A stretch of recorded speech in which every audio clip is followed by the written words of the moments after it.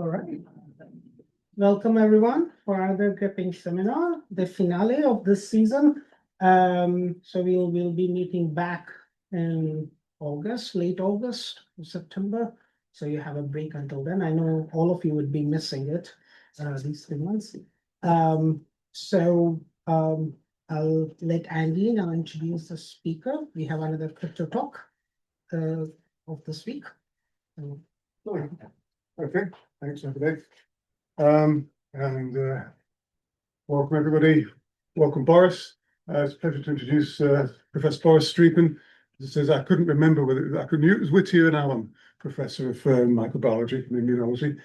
So I couldn't remember the first names at first. So double biscuit week, double crypto week. I'm finishing on a high for the season. So Boris got his PhD at the University of Marburg.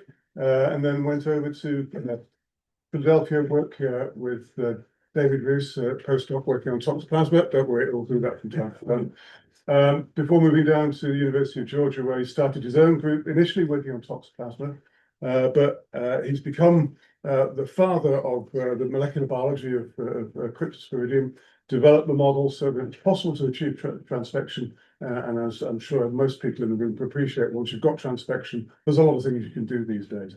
So, and that has resulted in not only many groups in the world, largely led by graduates or people who've worked with Boris, moving on to start their own groups, but a series of landmark papers which have really defined a lot of what we're discovering about apoplex biology. So, true pleasure to introduce Boris. Thank you so much. It's very kind introduction. It's great to be here again. I was here 10 years ago, and 10 years ago we just had transient transfection. So it's just like a little luciferase thing, and I had lunch with the students, and they had a million of ideas what I should do with that, and it was really brilliant. And now I feel a little under the gun. Did it really deliver? Also, thanks for coming out Friday afternoon, especially if this is your second crypto.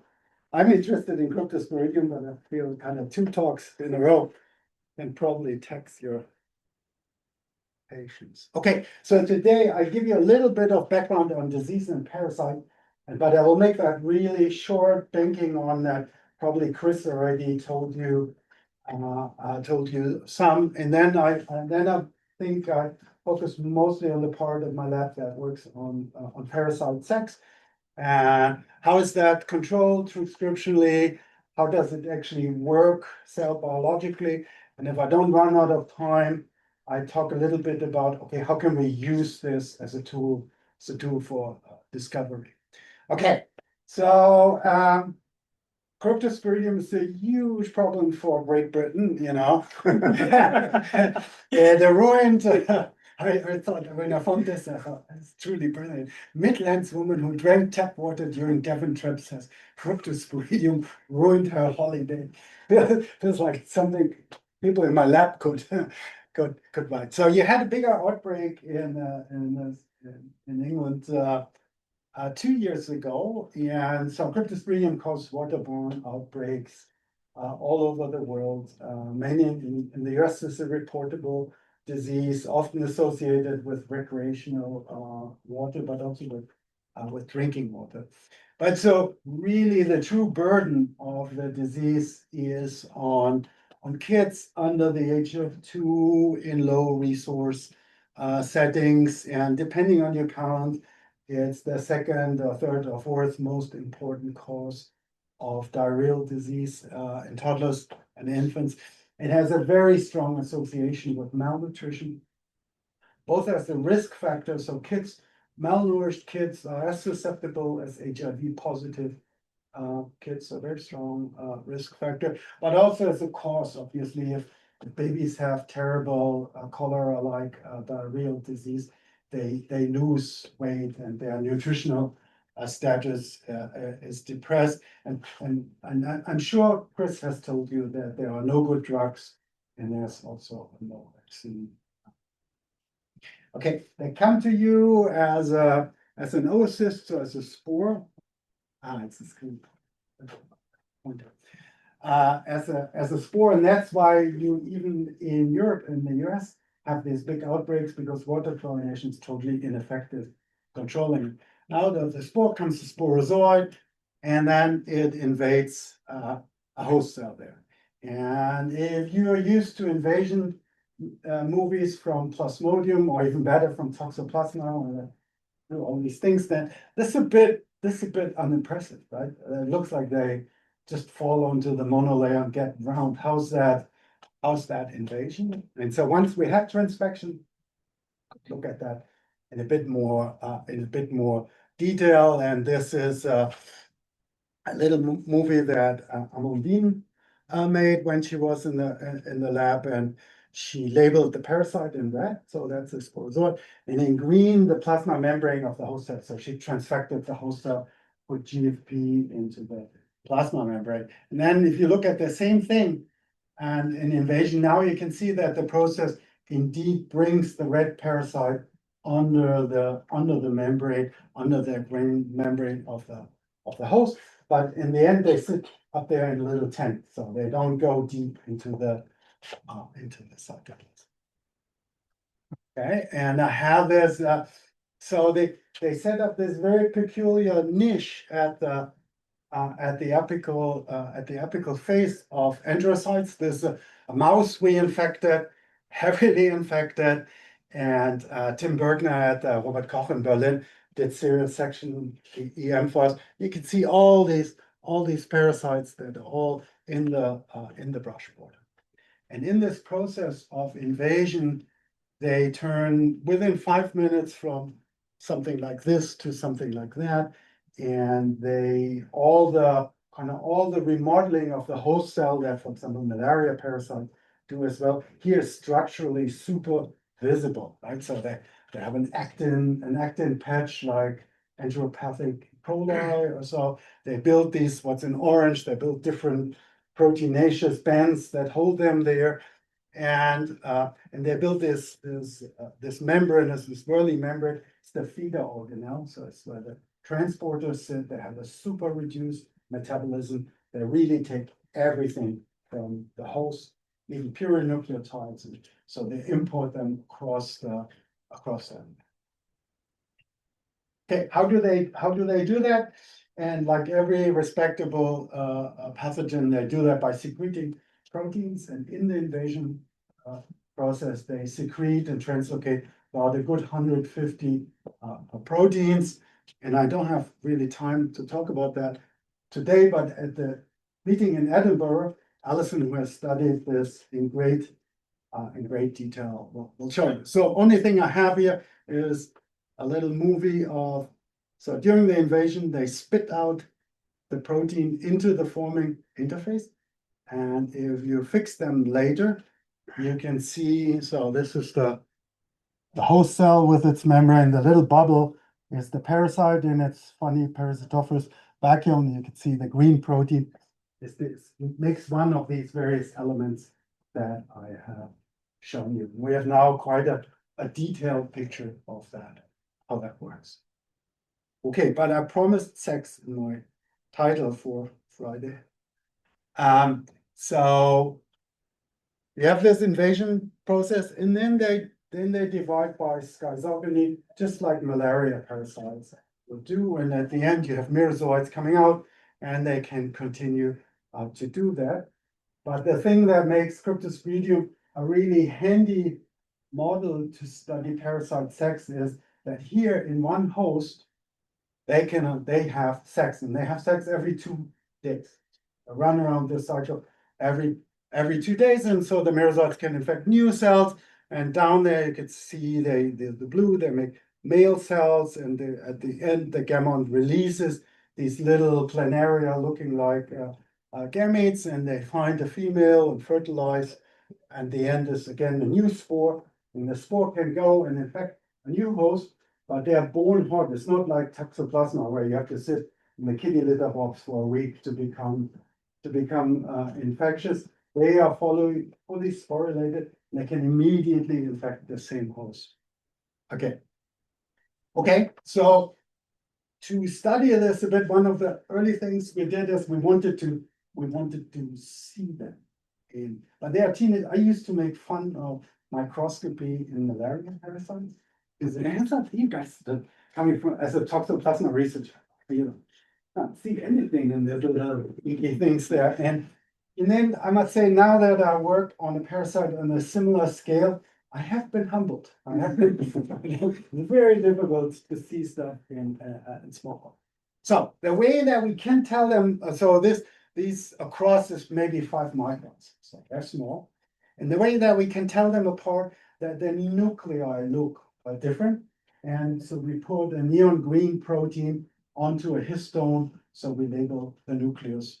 And then we put a red fluorescent protein cytoplasm, so we have some counter stain. And here on your left, you can see the asexual form where it forms the meron, and then it releases merozoites and they go and find new things to do. And on the right side, you see a female parasite and a male parasite. And you immediately notice that the female nucleus is so much bigger, right? And it's because it's much more transcriptionally active. It's the same magnification, the same 1N genome, but it's so much transcriptionally active. And the way that my grad student Abby explains that, she said, the job of the male gamete is to bring the genome, the job of the female gamete is to do everything else. Okay, so now that we have them fluorescent, we can watch them.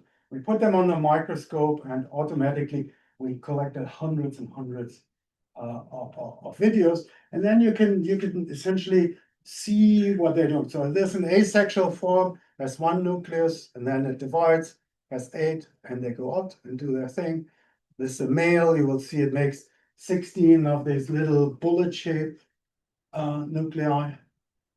Trying to find a female, and the female gamete is like an egg cell, so it will not divide, it will stay 1N, but at the end, you can see a lot of red fluorescence coming on. So this is it's under the promoter of one of these oocyst wall genes. So with that, we could map essentially just like standard development biology. We could follow the cells and see, okay, you come out and now what do you become? And with that, I don't have time to show you the data, and it's published for a good while. But with that, we made a number of interesting observations. The first one, and probably most important one, is that we discovered that this is a totally hardwired process in that they can only run through a limited number of asexual replications. And after 36 hours, all of them in the entire culture, all of them will become male or female gametes in the next. It's not a question of choice. It's not, oh, I mistreat my malaria culture and now I get 15% gametocytes instead 5% or so all of them go. It's an obligate switch, and it's an intrinsically controlled switch. It's not quorum sensing. So it's really it's a hardwired switch, and so then there's an obligate reset of the life cycle through sex and the oocyst. The second interesting thing we found as we could follow the cells is that if you are in this last step of the asexual, these neurons are committed to sex in the next round. And the surprising finding was that from the same neuron, we always get males and females. So it's not that they have a pre-line that says, okay, only males, only females. So they make it up essentially within a few hours there. Immediately tells you that sex determination cannot be chromosomal, right? It's a clone, right? So quite interesting. Okay, so you can learn a bunch of things about the life cycle just by watching the cells do their thing, but then obviously you could also perceive this as a program of regulated gene expression. Probably you need different genes to make this cell or that, we express different genes to do that. And so we did a number of transcriptional profiling experiments over the years as the technology for that dramatically improved. And the most informative that we did was the single cell experiment. And this the result of that experiment. And I think here you're all by now well aware what you're looking at. Each dot is the transcriptome of one parasite cell. And this is pooling data from infected cells that we got out of culture, but also out of sorted by flow cytometry out of infected mice. And it's a really kind of very straightforward and simple, and for us has been a super informative pattern. So it's a circle and two arms. And so let's look at the circle first. So when you do the same experiment early in culture, so I told you early you infect the culture, everybody is asexual, and then after 2 days, everybody is a gamete. That from a sequencing standpoint is super handy because then you can sequence at different times and you get purified population. So this is, I think, the combined of 24 and 36 hours. You can see it's a circle. And so why is it a circle if in many other patterns you see there kind of a bunch of blocks, right? And it's a circle because the biology that it reflects is a circle. It's what you see is the transcriptional profile of intracellular parasitism through one round of invasion, growth, division, and release of parasites. And we thought, okay, so that's two that is really quite handy. We should be able to essentially map the expression of each gene that we can detect onto one of these aspects of biology of the organism. And to do that, then what Katie did is so we figured out, okay, so this is where it starts, and she put in a pseudo timeline, and then we plotted each gene along that.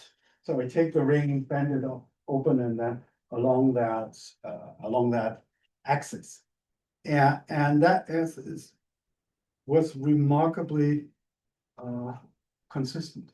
Okay, so here what I show you is 3 organelles that we had biochemically defined by some other experiment before. So we had hard data for that. And each gray line is one of the transcripts for a protein that goes to work in this organelle. It doesn't really matter so much what it is, but what you can see is that there's a very high degree of co-expression. So they make all the things that go into the ribosome in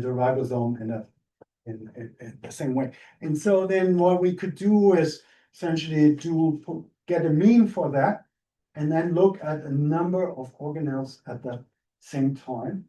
This is a tiny bit complicated, but I hope I can take it through. So the first thing, when the parasite arrives in the new host cell, the first thing they do is they make ribosomes, right? So that takes up the first 3 or 4 hours in your cell. Because if you want to make new stuff, you need the machine to make stuff on first. So they make ribosomes. Then when you have proteins, you can make proteins. You need a way to get rid of proteins and to regulate them and to take care of the misfolded one. So the next thing is they make the proteasome, and they make a bunch of organelles. And at the end, I told you that they secrete 150 proteins during invasion, and they do so out of 4 distinct organelles, 4 distinct secretory organelles and secretion systems. And you can see they make one after the other really nicely. At the very end, they have the fully loaded merozoite, and they are ready to egress and invade things. Okay, still with me? Okay, what are the 2 arms then? Unsurprisingly, the 2 arms are then the gametes. Okay, and actually, it's really the whole pattern is. I don't have enough time to explain it fully today, but it's kind of interesting. So they start here, and essentially for the first 6 hours, all the parasites are transcriptionally indistinguishable. So for the first 6 hours, they just make ribosomes and make a home in the cell. And then at 6 hours, they say, okay, what do I want to be when I grow up? Male, female, or a meron? And you can see how they make this decision exactly at that point where they split into three, and then it takes them another 6 hours. So they do everything in 12-hour runs, takes them another 6 hours to kind of build that sac. So naturally, we were drawn to this point. So what happens there? How do they deviate that? In the most interesting molecule that popped out of that was a male protein. And so the malest of male proteins of Cryptosporidium is very unsexily a transcription factor. Okay? So here is this, which we call it's a mid-domain transcription factor.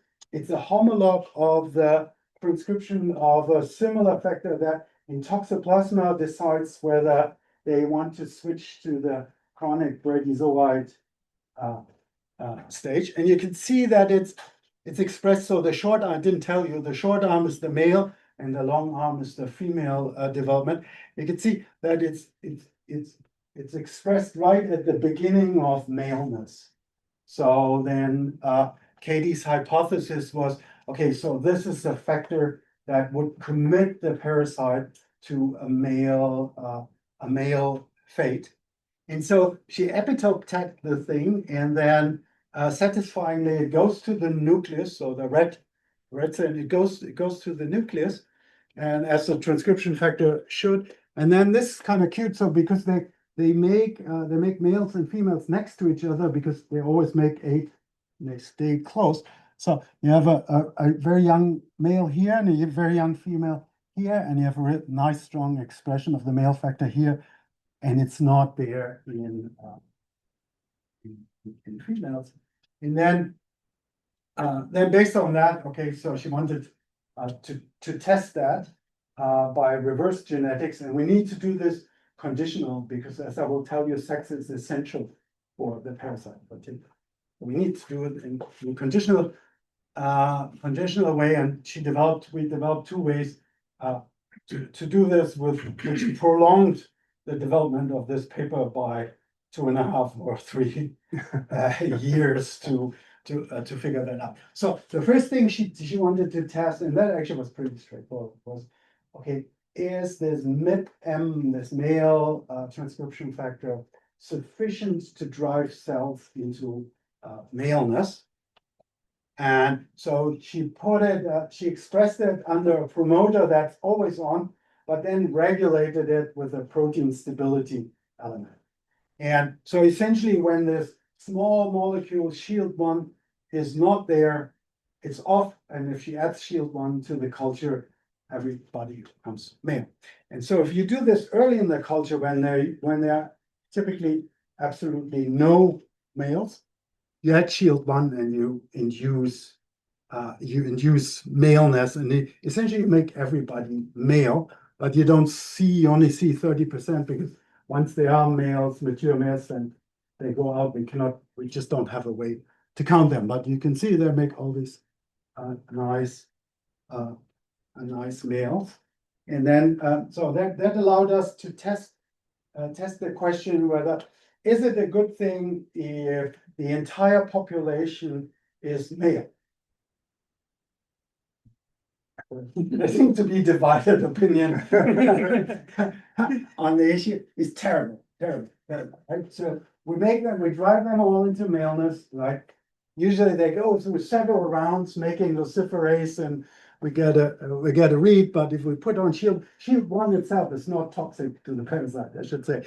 But then they all become these little useless sperm things, and that was it.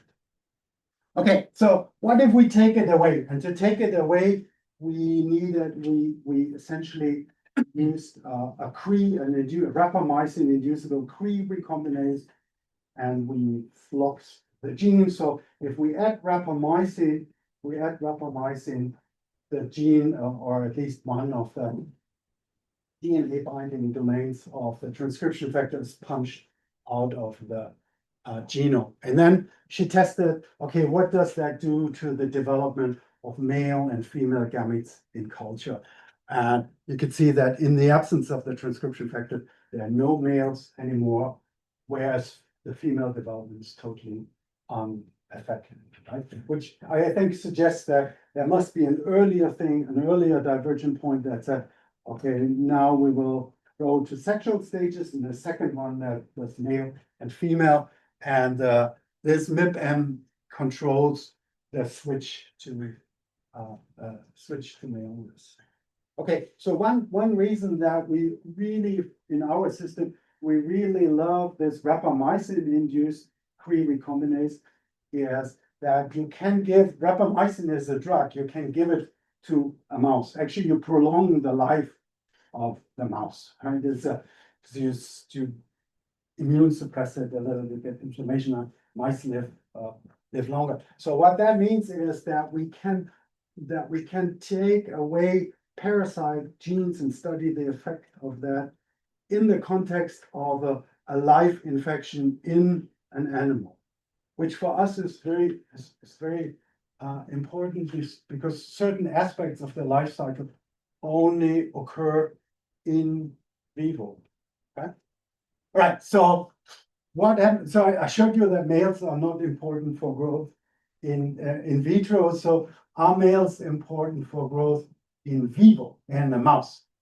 And fortunately for males, yes, they are. Right. So this is how we measure infections. So each of our strains, we put a luciferase marker into the parasite, and then we infect the mouse, and we just every day or every other day, we can essentially measure the luciferase activity of mouse poop.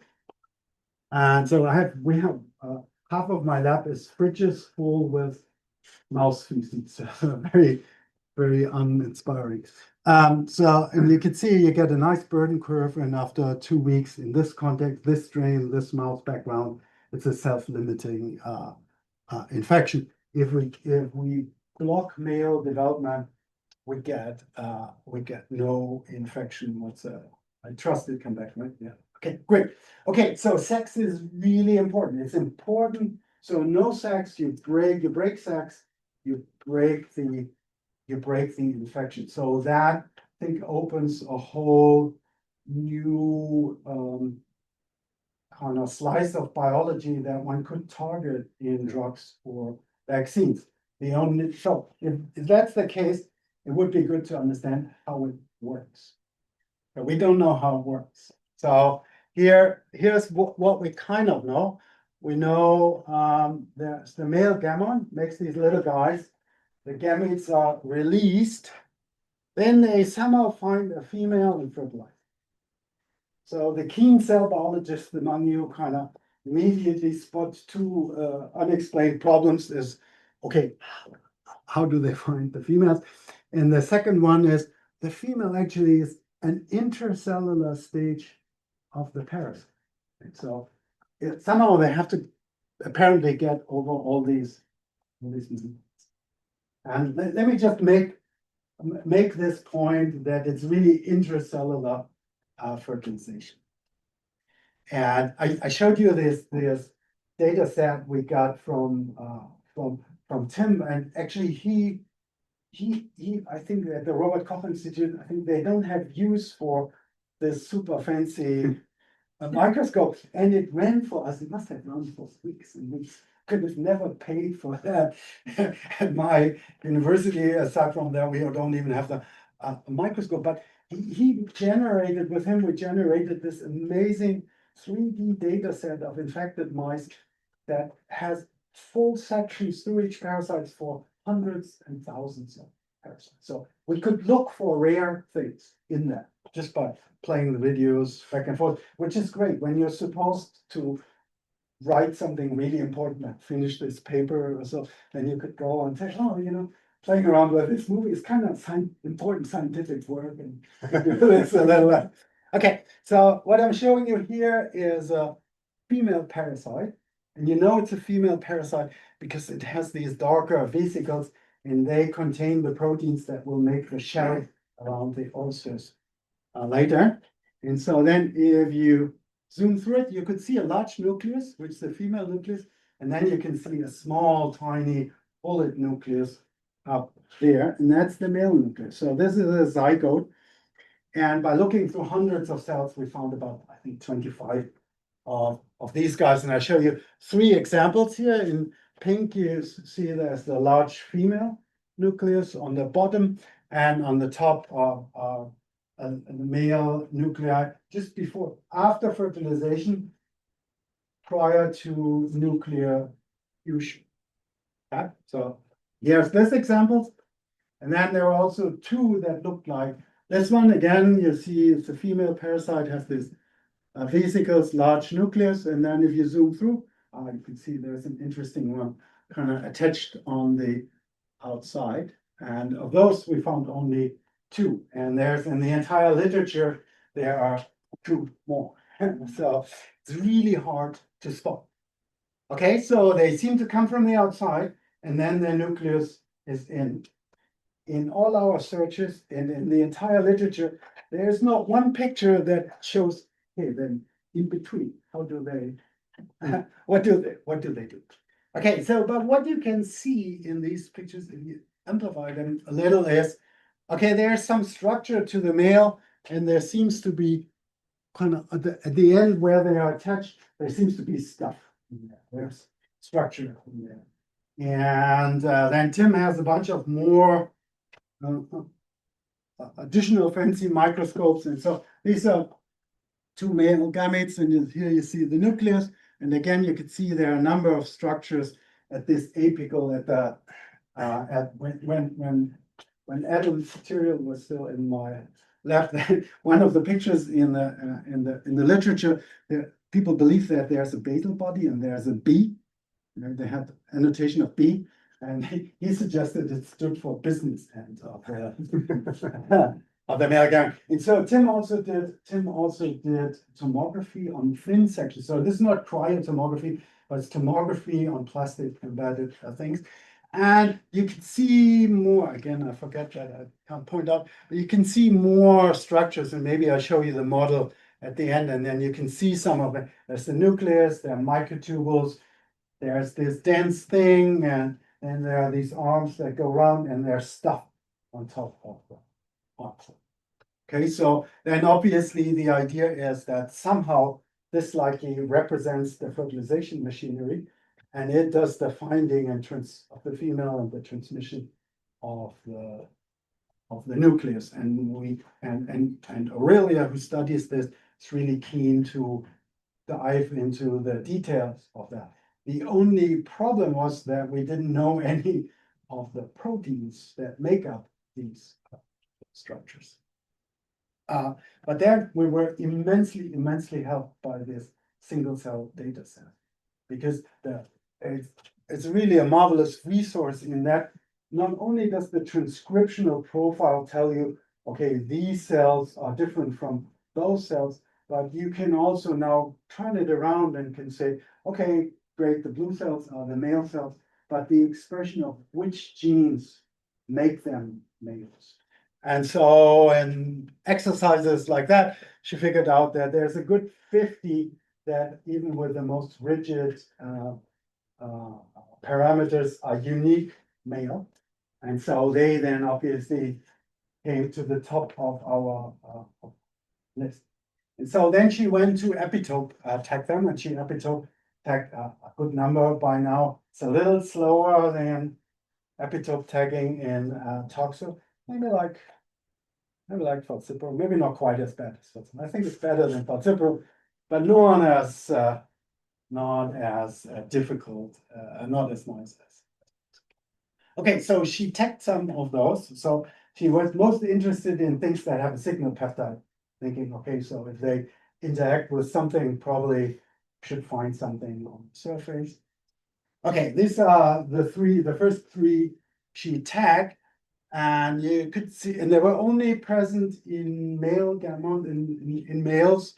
And you can see there's these bullet-shaped nuclei, and then there are what looks like green dots. And probably there's one green dot per nucleus, but it was difficult to say because they are so tiny. So the scale bar is 1 micron. So they're bigger than E. coli, but not by much. So they're kind of in the Plasmodium merozoa range. And then fortunately at that time, so Aurelia did a PhD in Geneva, and her neighboring lab has developed this method that then now many of us use, where you take your cells and you blow them up bigger to enhance your resolution. And she did this, I think, for the last one, and then it turned from this to this, and the resolution is much better, right? So I think she had this as the second slide of her lab meeting, and she had everybody's attention. So everybody kind of got a little closer on their desk. And then you can see, okay, clearly one green structure per nucleus, and it's not a dot, it's a ring, right? It's a big ring at the top. And so this is comes from a family of paralogs, and so 4 of them. So she tagged 3 of them, and you can see that all of them are at the very apical tip, at the business end of the male gamete. They all make a ring. Everything she tagged in these guys is a ring. So they're all a ring, but they seem to be rings of slightly different diameter. And you could imagine that maybe together they make one structure and different aspects of that structure. So if you give these things to newer improved models of AlphaFold, you get a structure. You always get a structure. But I should say, Cryptosporidium manages to totally not always get a structure. Most of the Cryptosporidium proteins here, 1 alpha helix, and then a bunch of spaghetti, right? So if you do this for this, so the sequence similarity between them is actually not super strong. You can recognize them, but it's not super strong. But they all fold into this yellowish domain, and then they differ in an additional domain that you put in different colors here. And then she did kind of fold-seek searches, and she found that these are similar to the receptor of egg jelly in sea urchin sperm. That sounds great. And if you look at, so then this is how the sea urchin sperm binds to the outer jelly coat of the egg. So then the hypothesis became, okay, maybe this could potentially be the receptor that binds to cell. And now I show you two examples. So this may be a little hard to see, but so this again, expansion microscopy. And you see on the inside, this is the female gamete. And again, you see these vesicles. This is the membrane of the female gamete. This out here is the membrane of the host cell. And you could see that these proteins, these are 2 different ones. They make the contact with whatever it is on the host cell that they recognize. Okay, so then our model thus far is, okay, so there are these proteins that have a certain name. They are part of this structure at the very apex. They bind there. Okay, so far so good. And then probably you also notice, okay, there's more in there than just the ring. There's kind of the white stuff. So this is just counterstained with NHS acid, which just stains protein. And there's this structure that sits on the nucleus. And I think we have a better name for it now, but it's boring and I forgot it. And Aurelia's initial name for it was the hat. Okay, because it looks like that. Then she went to try to see, okay, are there any proteins in the hat? Right? and she found a bunch of head proteins, and here are 3 of them. So the first one is a 5' transmembrane protein, which tells you that at least part of the head is a membrane. And armadillo protein, there's a GPI anchored protein in there. And then most interestingly, there's hapless 2, the male gamete fusion protein is in there, which initially totally puzzled us because we thought, okay, the fusion protein be outside. How is it on a slightly more internal structure? Okay, so hapless 2 is a membrane fusion protein. In the middle is the AlphaFold prediction for Hap2 from Cryptosporidium, and left and right are the real crystal structures of the Chlamydomonas, so the green algal Hap2, and they are very similar to certain groups of viral fusion proteins, is Semliki-4 virus. And then at the very tip, it has a fusion loop that then that inserts into the target membrane and causes fusion. So this is best studied in Chlamydomonas, and so green algal sex. So this is how it works. So chlamydia, they have mating types, so they have different genders encoded, and they find each other with their flagella, and then they do some embracing with the flagella, and that triggers cyclic and acyclic AMP pulse. And then they make this fusion structure, this kind of nose bit. And on one of them, so they're isogametes, so they look the same, but on one of them you have Hap2, and that then fuses here. And you have a bridge between them, and then the whole thing fuses. You have a zygote. Okay, so this is Hap2 in Cryptosporidium, so it's at the right place at the right time. So in red is the female cell, blue is the little male on the top, and the green is the dot. So we made Aurelia made a mutant in this, and just to cut it short, it's just like if we take males out away. So you cut out the Hap2 gene, you cure the mouse of the infection. And I should say, it's probably not so surprising that if you break sex, you break the release of oocysts because they are essentially meiotic spores. But she also infected mice and looked for infection straight in the tissue, in the intestinal tissue, and you see the same thing. So for the first 2 days, they're okay because it takes them 2 days to run around the asexual thing. And then when they're going to have sex on day 3, it crashes and the mouse is cured. Okay, so, but for that, somehow there has to be some movement in our gamete or in the membrane, and we don't quite understand that yet, but so somehow the Hap2 has to come from this slightly internal position, and it has to cross the membrane in a way that we do not understand quite yet. And we drew a thing like in the Chlamydomonas that there would be a fusion. Sorry, we haven't actually observed that, but in a statistically highly insignificant number of events, we actually find male gametes that, where the arm is there, it's a protein that is at the same position as Hap2. You can see that the head has a tubular extension, and at the moment we're just trying to find either the right genetic or pharmacological trick to hold them.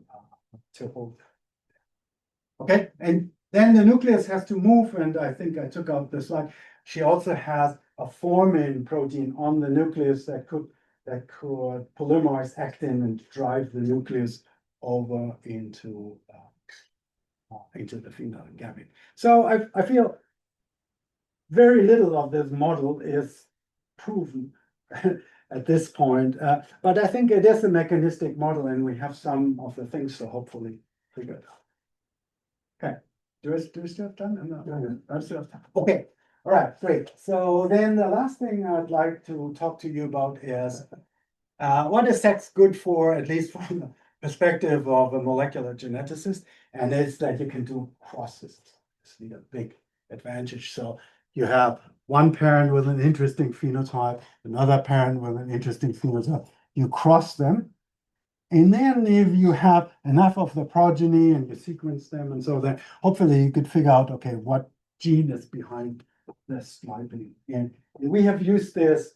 We have 3 papers on different crosses on pathogenesis, and I should say that our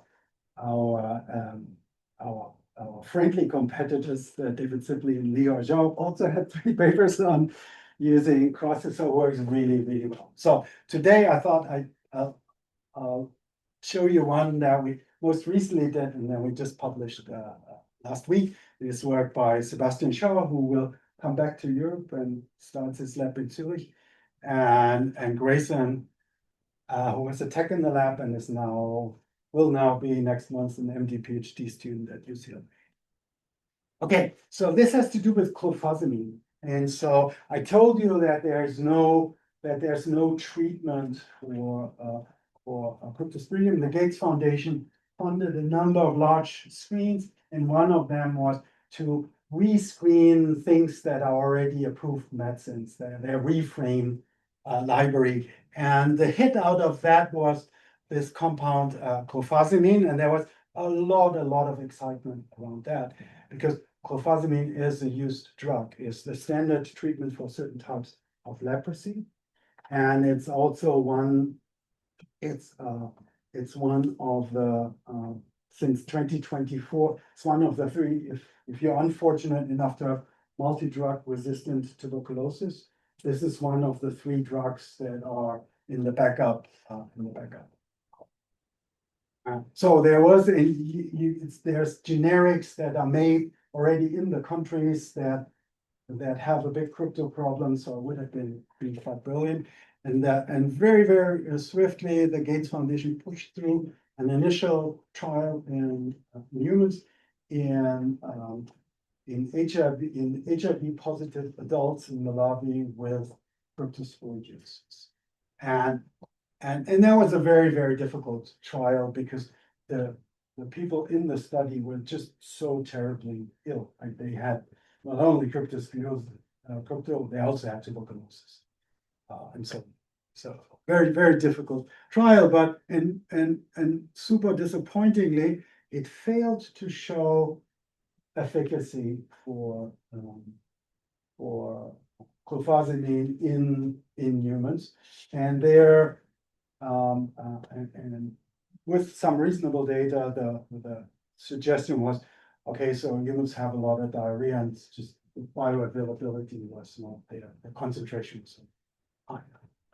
So we were a little wary of that, and part of that was that we in the lab, and even in their own study, had noticed that there seemed to be some inherent difference in the sensitivity of different strains of crypto. So here are four strains that Sebastian has engineered for his genetic crosses, and you can see that 3 of them, or how many are 3 of them, have this IC50 curve here, right? And 3 of them have the susceptibility of the initial test strain. One of them is the initial test strain I/2, and then the bunch grasser BG I/2 is about 10-fold more resistant.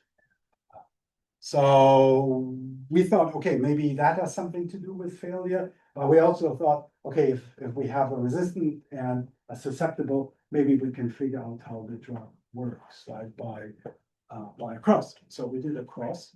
And so this is the way Sebastian and Grayson did this. So we equipped 2 different, a susceptible and resistant strain with 2 different drug markers, which again was difficult because for the longest time we only had one. So we needed a second one. So then we co-infect the mouse with these 2 parents, and we treat the mouse with both drugs.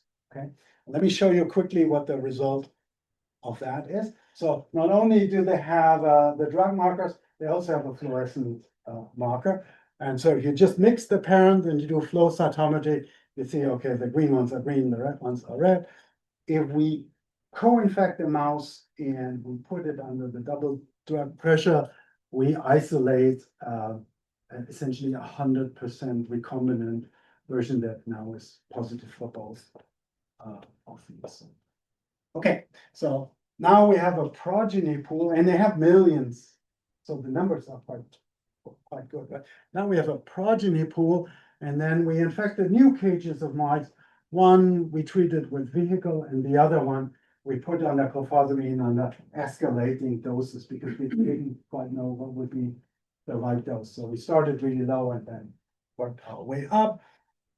And then I don't have time to explain the statistics that we use, but we use bulk segregant analysis. So instead of cloning and then phenotyping or genotyping individual clonal lines, you can, if you have selection, essentially you compare you sequence what comes out at both ends, and you compare the selected and the unselected, and you look for shifts in allele frequencies, and those, then you can do statistics on that and generate a G value. And I just have time to show you that. And so this is how this looks. Cryptosporidium has 8 chromosomes, and each peak here is the black, blue, red, is after each progressive round of higher and higher drug selection. And even somebody with poor statistical skills like me can immediately see it must be on chromosome 7, right?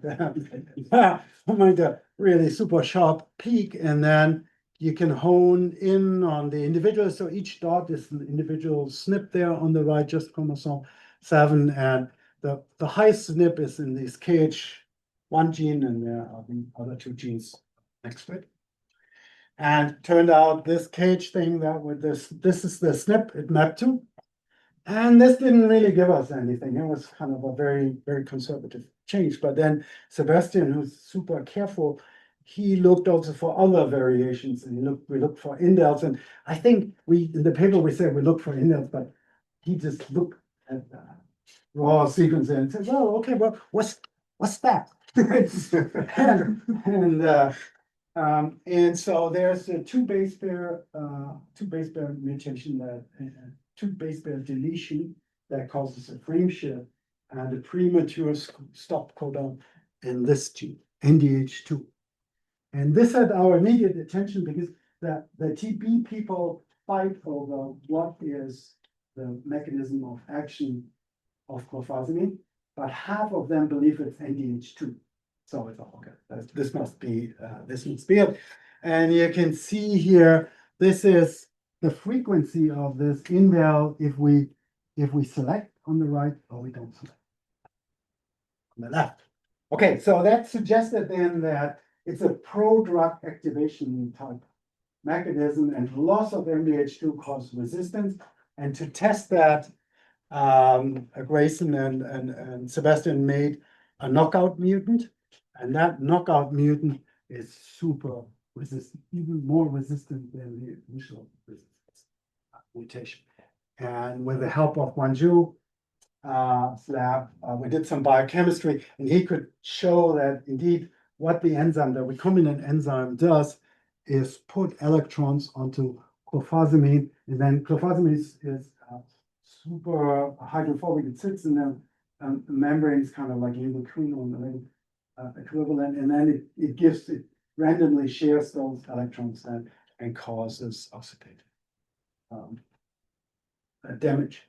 So the puzzling thing in the whole thing was that when we then went back and sequenced our parents, we noticed that actually both of our parents, the sensitive and the resistant, already had this mutation, just at vastly different frequencies. And then we downloaded all the sequenced genomes of Cryptosporidium and just realigned them and stared at this position, and we got them from all these different places. And here you see in orange the presence of this specific indel, and you could almost everybody has that, regardless where they're from. This is BG, is this lab strain that everybody uses, and for reason that we do not understand.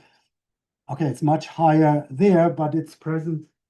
It's present in all of them, and that made us obviously wonder whether if you have the allele already there and you put them under pressure, would you shift it and make them more resistant? And we did a bunch of experiments, and this is just one of them.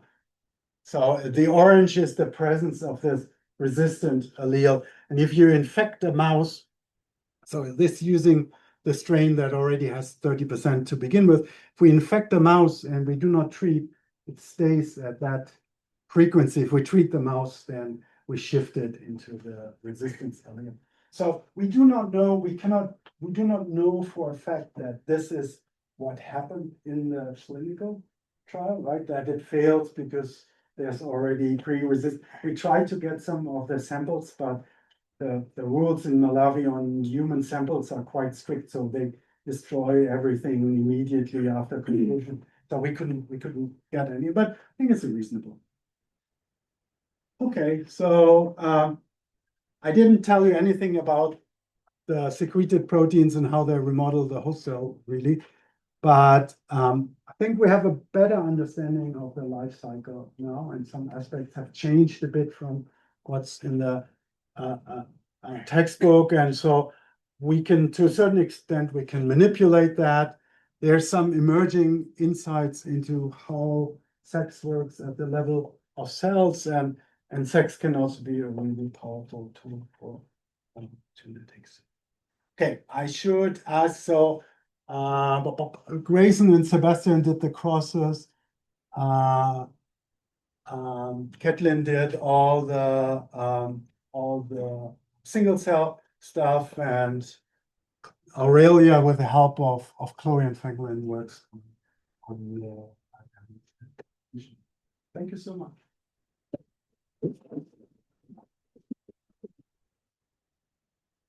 Questions? Wow. Okay. Rick, maybe? Okay. Hi, Boris. Nice talk. Thank Did you find any marker to define to be a female? How the female makes the decision? Yeah, we do not. Oh, I should say before I say Robert Koch did not work on our team, but I couldn't find an image. I couldn't find an image of Tim, who did the electron microscopy for it online, and I asked him for a picture, and he wasn't forthcoming with that. And it's very funny because in all the lab meetings, Aurelia and Alison, she said, "Oh, these are data from Germantown. Germantown did this for us." Which had me wonder what they call me. Sorry. Yeah. So there is no transcription factor early on in female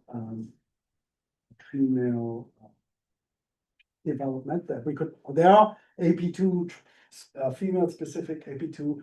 3 AP2 type transcription factors, but they seem to regulate later aspects of female development, not the initial commitment. There's a very early RNA binding protein that Abby studied and knocked out, and it is absolutely required for parasite, the completion of the parasite life cycle, but not for female commitment. So we don't know. So one idea could be that there is commitment to sex, and female would be the default. And if you express MIP, then you would move off that path into male. We will half and half when you suppress with shield, right? When you put shield out, Yeah. there wasn't 100% female. Yeah, so this is very difficult. So technically, this is very difficult to measure, because what we have to measure is a cell that was supposed to be male, but then was a mutant. And we try to engineer this in clever ways by using the promoter of the transcription factor to drive a reporter. But that reporter was not expressed, suggesting that MIP, and I think the same is true for other of these decision transcription factors, it binds to its own promoter likely and it has a feedback loop. And if the transcription factor itself is not there, you do not activate that. Yeah, but we do not know how females decide. Yeah, that's great. Just on that, I mean, in mammalian development, AMH suppresses the female differentiation. Mhm. There could be something. Yeah, it could be like that, yeah. Now, the question I was going to ask is about the fertilization. So is there a mechanism to prevent more than one Mhm. male gamete entering the cell? How It's- does that work in a distance? It's a good question. So I'd say we looked around a bit in the literature, and it appears that in essentially all eukaryotic fertilization systems, there is such a mechanism. Mhm. And it could be, for example, one thing that you could imagine is in the sea urchin, for example, is secretion of vesicles that then block access. And I think Jeff McFadden has some evidence or a student of Jeff McFadden had some evidence for that in falciparum. I don't know how far that went in the so yeah, there is. I think it's likely there. So we never found one with two, but then we only find 25. So But also the male gamete only attaches if there's a female in the cell. yeah. So one of the big like 8 years now, I wrote a man. Oh, I think I'll purify out with the males and then sprinkle them back on cultures and define. Very good experiment, but we never managed to purify males out there. It's super sticky and at the moment we're trying to sort them. So technically we haven't been able to do that experiment. I should say, I paid close attention in this 3D electron microscopy set, and I do not find a male gamete in any other parasite. So now we could say, well, is however many I counted, is that enough? But I found 25 in. So I think they have, in also the females that had their morphology was very sterile. They were all at the same stage, which to me suggests that there's a specific at a specific time, she does something that attracts that and suggesting that's a specific method. But we do not know. They could probably be remodeling the host surface. Yeah, like putting, I thought it could, so one, I think our favorite, our favorite idea was, okay, there's like a sex P1 or so, right? So you put it up out there and that's how it works. And there are some candidates for that in the genome. And the ones that we have tested so far were not it, unfortunately. But there are 180 left. There's time for one last question. I thought it was a quick, quite obvious question. So about the NADH dehydrogenase. Yeah. Why could an insertion mutant like that with frame shift be so stable in both a lab strain and all around the world? It's clearly a pseudogene. It couldn't be possibly active as what it's designed to do, but it is present and it is stable clearly because it's everywhere. Mhm. It must have a function of sorts. So I would say that's quite interesting. It is quite interesting. We did a large number of experiments to figure out what exactly it does. And yet again, we failed it. So I should say, so the way I look at this is, so actually it's a bit more complicated. The insertion is not 100% dead because there is a second. How far on the open reading frame? So it could be, it still has activity. We did some biochemistry, it could still have activity. We measured that the abundance of that second protein is very low. So, but it's not zero, and its drug resistant is not as high as the drug resistance of the clean knockout. So essentially, but kind of the question stays the same. Why have full gene and a low number of attenuator? And so the way I think about it, so they're haploid, right? So they don't have different alleles, but they have a population that has sex every 2 days and can recombine. And as you have seen in the experiment, can respond to external stress and balance these two alleles. And we tried a number of things to see, okay, does this have something to do with the redox stress, with immune-mediated redox stress, because that's what NADH2 controls.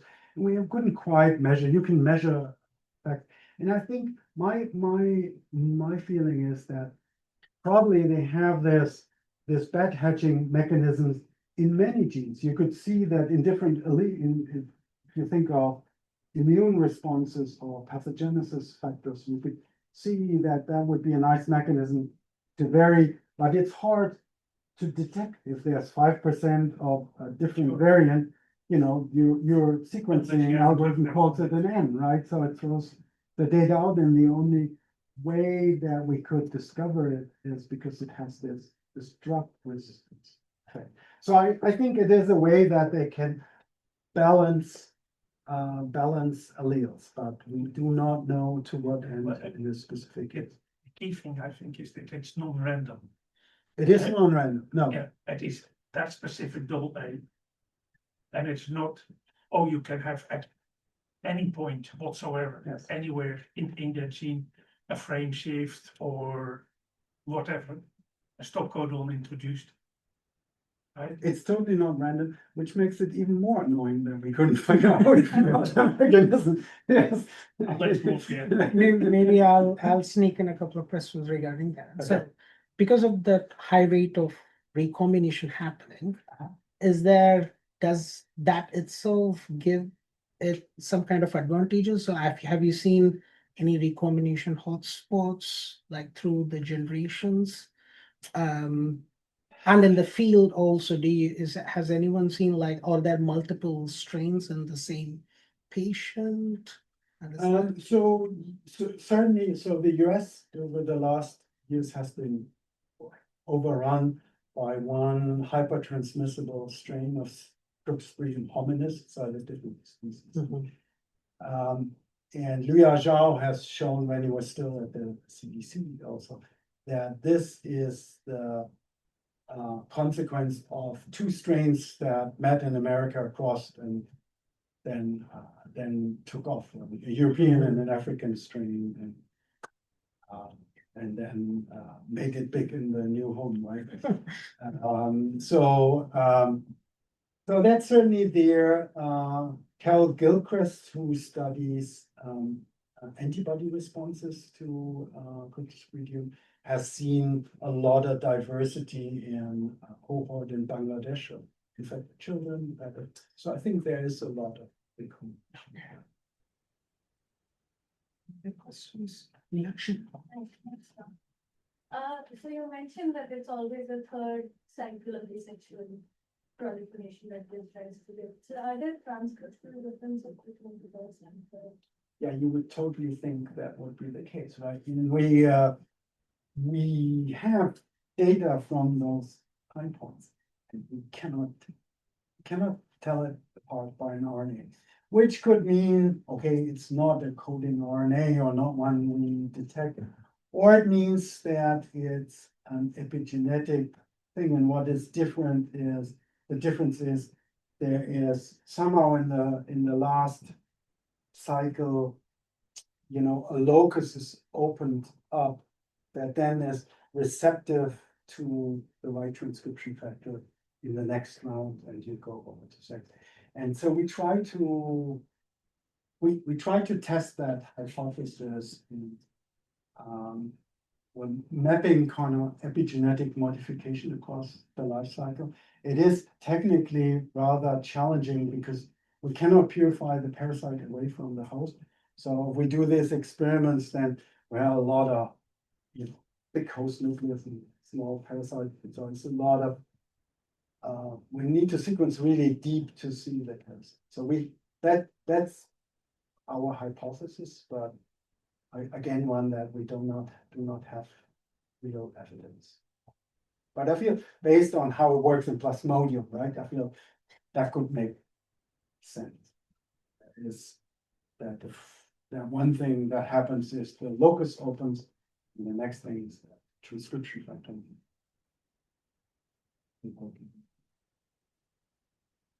Any other questions? Right. Not? Thank you so much.